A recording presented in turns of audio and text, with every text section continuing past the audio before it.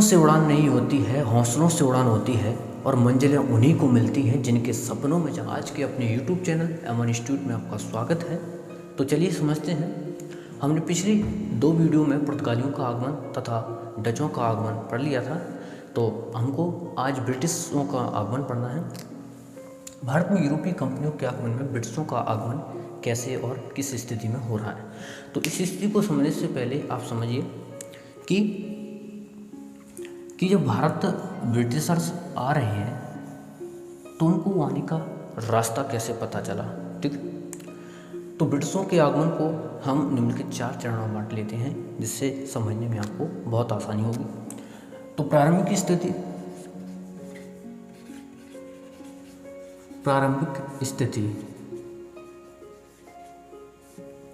और plus company का गठन, इस चीज़ को समझते हैं। दूसरी स्थिति में हम उनकी व्यापारिक फैक्ट्रियां समझते हैं, व्यापारिक फैक्ट्री। और तीसरी स्थिति में उनके व्यापारिक संबंधों को समझें।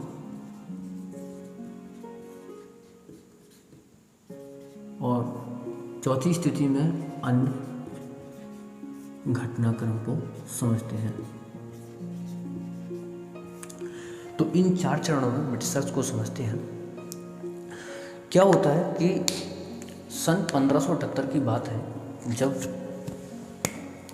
सन 1578 की बात है कि यहाँ तक ब्रिटिशर्स को भारत आने तक की कोई भी जानकारी पता नहीं थी, अर्थात उनको भारत आने का रास्ता मालूम नहीं था। जब एक पुर्तगाली जहाज लिस्बन लौट रहा था, तो ब्रिटिशर्स एक अंग्रेज सर फ्रांसिस ड्रेक नाम का एक अंग्रेज जब आता है, तो ये ब्रिटेन है और ये अपना पुर्तगाल स्पेन है। तो यहाँ पर जब एक पुर्तगाली जहाज लिस्बन लौट रहा था, क्योंकि वो भारत से व्यापार कर रहे थे उस समय, तो सर फ्रांसिस ड्रेक यहाँ आते हैं और उस जहाज को लूट लेते हैं और उससे भारत के रास्ते का मैप मिल जाता है उनको। तो फिर वो पुनः जाते हैं इंग्लैंड, ब्रिटेन जाते हैं और वहाँ पर अपने सरकार से मांग करते हैं कि हम भी भारत से व्यापार करना चाहते हैं। तो 1588 तक वह अपनी नौसैनिक श्रेष्ठता मजबूत करने में लगे हुए थे और 1599 में उनको अपनी कंपनी का गठन का अधिकार मिल जाता है। तो 1599 में वह अपनी कंपनी का गठन करते हैं और उसके बाद 1600 में 31 दिसंबर 1600 को महारानी एलिजाबेथ द्वारा 15 वर्षों के लिए उनको भारत से व्यापार करने का अधिकार मिलता है। तो इसी चीज़ को समझते हैं कि कंपनी के गठन में निम्नलिखित स्थितियाँ क्या रहीं। 1578 में सर फ्रांसिस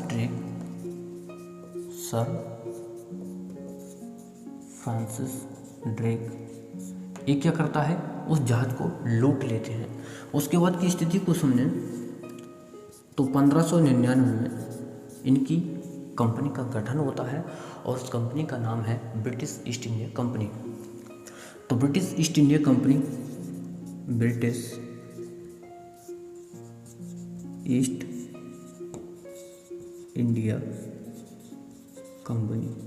इस कंपनी का गठन होता है। इस कंपनी का गठन 24% की एक सदस्य बनती है, 24% एक सदस्य का गठन होता है, अर्थात 24 लोगों की एक टीम रहती है जो कि शेयर होल्डर्स के नेतृत्व बनती है। हर वर्ष का अलग एक सदस्य बनाया जाता है। यह कंपनी प्रारंभिक में एक प्राइवेट कंपनी थी। 1599 की स्थिति में देखा जाए तो एक ब्रिटिश व्यापारी या एक ब्रिटिश नागरिक भारत की यात्रा समुद्री मार्ग से ना होकर बल्कि एक ज़मीनी मार्ग से दूरी तय करता है, तो उसका नाम है जॉन मिल्टन होल। तो 1599 में ज़मीनी मार्ग से दूरी तय करने वाला जो व्यक्ति था वो था जॉन मिल्टन हॉल। इस चीज़ को आपको ध्यान में रखना है, यह बात आपको ध्यान रखना होनी चाहिए। उसके बाद स्थिति को समझते हैं। 31 दिसंबर 1600 को महारानी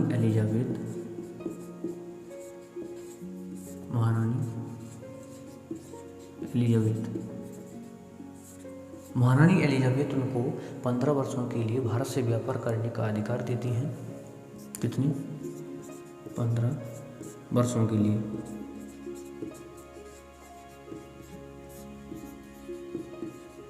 व्यापार का अधिकार।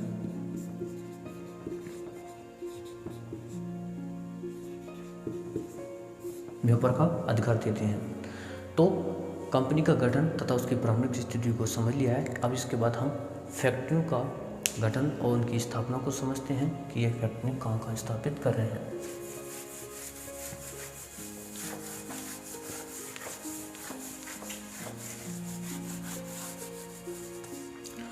तो व्यापारी फैक्ट्री की स्थापना को समझते हैं कि जब भारत आ चुके थे और सन 1608 में इन्होंने सबसे पहले अपनी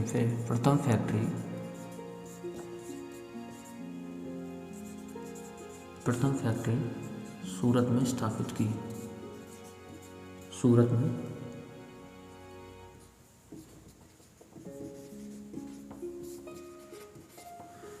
1608 में इन्होंने सबसे पहली फैक्ट्री अपनी सूरत में स्थापित की और इसके पश्चात जब ब्रिटिशर्स आते हैं तो वो भारत तो नहीं आते, डायरेक्ट जाते हैं अपने इंडोनेशिया वाले क्षेत्र में।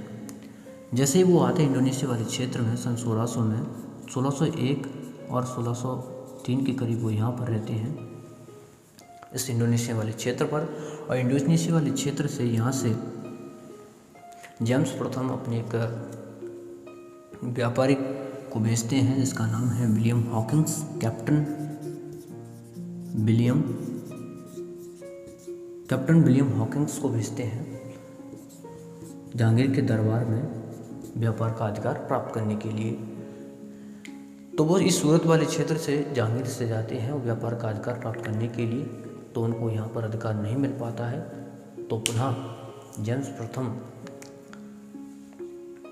अगले व्यापारी को भेजते हैं सर थॉमस रो को 1615 में उसको भेजते हैं। तो उसे मुग़ल जो शासक हैं वो सभी मुग़ल के क्षेत्रों पर व्यापार के लिए फैक्ट्रियों की स्थापना करने के लिए उनको निर्देश दे देते हैं। तो वो अपनी निम्नलिखित फैक्ट्रियों की स्थापना करते हैं। 1608 में उन्होंने प्रथम फैक्ट्री की स्थापना सूरत में स्थापित की। लेकिन यदि पूछा जाए तो दक्षिण भारत में प्रथम फैक्ट्री उन्होंने स्थापित की थी 1611 में मसूलीपट्टनम। 1611 में मसूलीपट्टनम में स्थापित की थी। यह अपना कोरोमंडल के तट पर पड़ता है 1611 में। तो पहली फैक्ट्री उत्तर भारत में यदि पूछी जाए तो 1608 में स्थापित की और दूसरी फैक्ट्री 1611 में मसूलीपट्टनम में स्थापित की थी।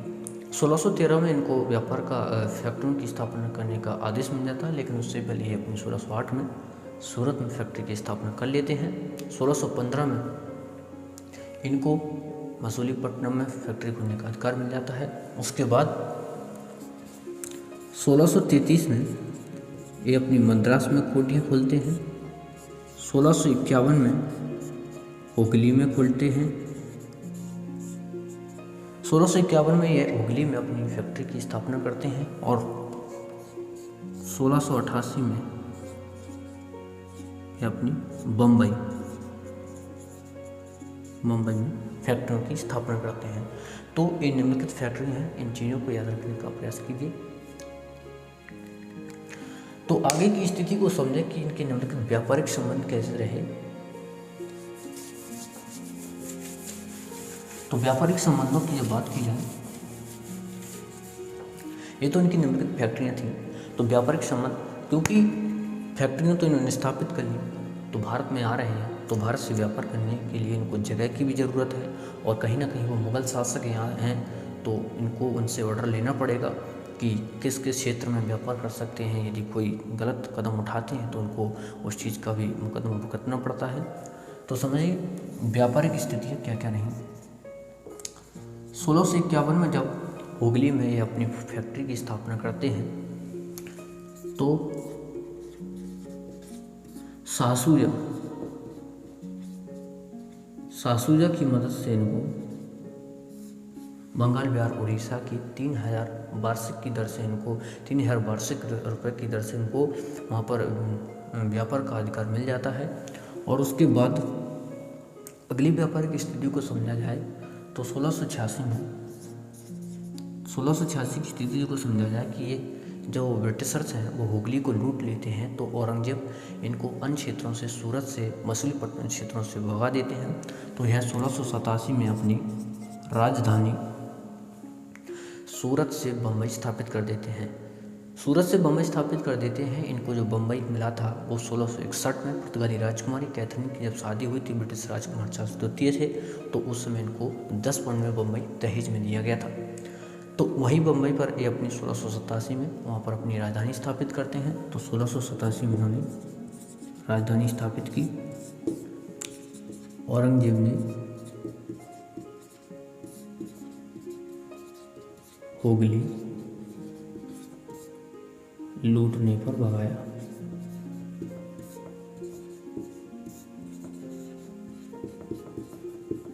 औरंगजेब ने इनको हुगली लूटने पर भगाया। उसके बाद ये अपनी माफ़ी मांग लेते हैं। तो 1690 में इनको अधिकार मिल जाता है और कहीं ना कहीं वो व्यापार करने की स्थिति में होते हैं। इसके बाद अगली स्थिति को समझें कि औरंगजेब 1680 में एक जजिया कर लगाता है। यह जजिया क्या है कि गैर मुसलमानों पर लगाया जाता था, क्योंकि वो धार्मिक कार्यक्रमों में अधिक पैसा खर्च करते थे। 1690 के बाद 1698 में बंगाल के सूबेदार अजीम हसन इनको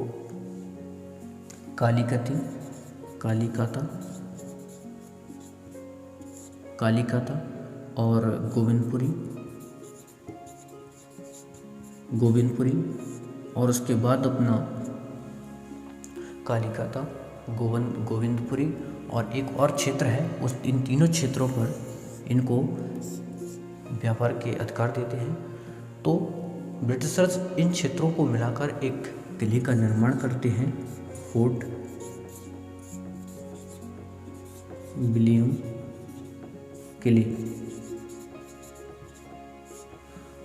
किले का निर्माण करते हैं।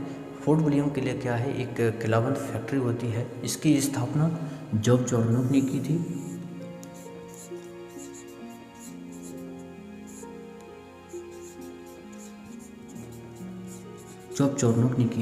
तो इस स्थिति को समझिए, इन्होंने इनके 2 किलेबंद फैक्ट्रियों की स्थापना की थी। उन दोनों किलेबंद फैक्ट्रियों को समझते हैं।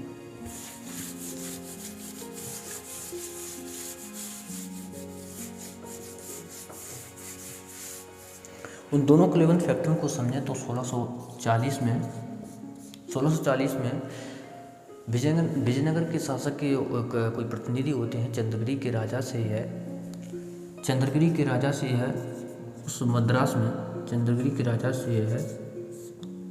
राजा से उस क्षेत्र को हड़प लेते हैं और वहीं पर फोर्ट सेंट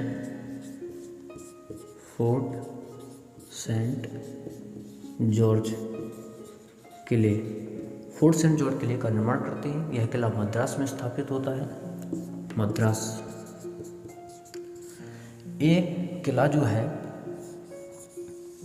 एक किला अपना मद्रास में स्थापित करते हैं और एक किला अपना बंगाल में स्थापित करते हैं।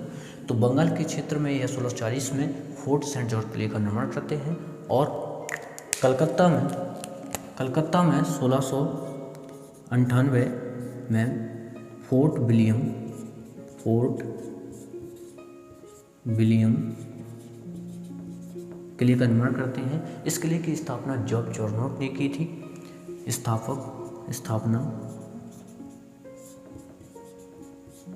जॉर्ज चॉर्नोक ने की थी और इसका जो पहला अध्यक्ष था वो अपना था चार्ल्स आयर इसका पहला अध्यक्ष बना। ठीक है, तो 1640 में चंद्रगिरी के राजा से फोर्ट सेंट जॉर्ज किले का निर्माण किया और उससे हड़प लिया, तो उसको वहाँ पर इन्होंने फोर्ट सेंट जॉर्ज किले का निर्माण किया। और जो अजीम हसन से इनको सुतनाटी कालीकाता और उसके बाद सुतनाटी कालीकाता और एक अन्य क्षेत्र उनको मिल जाता है, तो वहाँ पर ये फोर्ट विलियम किले का निर्माण करते हैं। इसके बाद 1717 में एक घटना और है इस व्यापारिक स्थिति के संदर्भ में, इस व्यापारिक स्थिति के संदर्भ में 1717 में मुगल शासक फर्रुखशियर क्या होता है, मुगल शासक फर्रुखशियर बंगाल, बिहार, उड़ीसा में 3000 रुपये वार्षिक दर से इनको व्यापार का अधिकार देते हैं, जिसे ब्रिटिशर्स का सबसे बड़ा अधिकार पत्र कहते हैं, जिसे हम मैग्ना कार्टा का अधिकार पत्र कहते हैं। तो 1717 में फर्रुखशियर द्वारा दिया गया था मैग्ना कार्टा व्यापार अधिकार पत्र। ब्रिटिशों के लिए सबसे बड़ा अधिकार पत्र था। तो निम्नलिखित अधिकार प्राप्त आपको मिले। 1651 में जब हुगली में इन्होंने अपनी फैक्ट्री की स्थापना की तो उस समय शाह शुजा ने इनको दिया। 1686 में औरंगजेब द्वारा दिया गया। 1698 में इनको अजीम उसान द्वारा दिया गया और 1717 में फर्रुखशियर द्वारा दिया गया। तो इन निम्नलिखित व्यापारिक स्थितियाँ इनको समझने का प्रयास कीजिए। आपके लिए जो क्वेश्चन आ सकता है वो फर्रुखशियर द्वारा मैग्ना कार्टा का व्यापारिक अधिकार पर सन 1717 में दिया गया था। तो ब्रिटिशर्स के लिए जो मैग्ना कार्टा कहा जाता है वो किस एक मुगल शासक द्वारा दिया गया था, तो वो फर्रुखशियर द्वारा दिया गया था। तो व्यापारिक संबंधों को समझ लिया। अब समझते हैं कुछ अन्य घटनाक्रम। तो उस चीज़ को समझते हैं, कुछ अन्य घटनाक्रम कौन कौन से रहे हैं, उन चीज़ों को देखते हैं। कुछ अन्य घटनाक्रम में क्या देखते हैं कि विलियम हॉकिंस के बारे में समझते हैं। विलियम हॉकिंस जब 1608 में जब जहांगीर से व्यापार का अधिकार लेने जाते हैं तो विलियम हॉकिंस को एक भाषा आती थी, फारसी भाषा। विलियम हॉकिंस को फारसी भाषा आती थी, तो इससे जहांगीर मुगल शासक प्रभावित हुए क्योंकि उनकी भाषा थी। तो प्रभावित होते हैं तो इनको 400 का वार्षिक मनसबदार देते हैं और कैप्टन विलियम हॉकिंस को ही मुगलों के अधीन सबसे पहला नौकरी प्राप्त करने वाला एक ब्रिटिश कहा जाता है। तो नौकरी प्राप्त करने वाला पहला ब्रिटिश नागरिक, पहला एक ब्रिटिश व्यक्ति था जिसके लिए मुगलों द्वारा इसको नौकरी प्राप्त करने वाला ब्रिटिश नागरिक कहा जाता है। अर्थात मुगलों के अधीन पहला एक ब्रिटिश व्यक्ति जो इनके यहाँ 400 का मनसबदार मिलता है, क्योंकि इनको इनकी फारसी भाषा पसंद आ जाती है। और कहीं ना कहीं अधिकार जो पत्र आया था वो अकबर के नाम से आया था। उस समय अकबर 1605 में ख़त्म हो जाते हैं, तो उनके पुत्र जहांगीर इन पर गद्दी पर बैठते हैं और जब 1608 में उनको अधिकार पत्र आता है तो जहांगीर के शासन में आता है, उनके नाम से आता है अकबर के, तो ये प्रभावित हो जाते हैं इस बात से। और जब 1615 में जब सर थॉमस रो आते हैं जिन्हें जेम्स फर्स्ट भेजते हैं, क्योंकि जेम्स फर्स्ट ने इस कंपनी को अनिश्चितकालीन के लिए व्यापार का अधिकार दिया था। महारानी एलिजाबेथ ने इनको सिर्फ 15 वर्षों के लिए व्यापार का अधिकार दिया शुरुआत में, लेकिन जब जेम्स फर्स्ट आते हैं तो 1609 में इनको अनिश्चितकालीन के लिए व्यापार का अधिकार देते हैं। अन्य घटनाक्रमों में समझें तो 1680 में इन पर जजिया कर लगाया गया था। और इसके बाद अब ब्रिटिशर्स के बारे में जो पढ़ने का प्रयास किया जाएगा वो 1657 की क्रांति, 1657 से प्लासी के युद्ध के पश्चात यहाँ से ब्रिटिशर्स के बारे में पढ़ा जाएगा।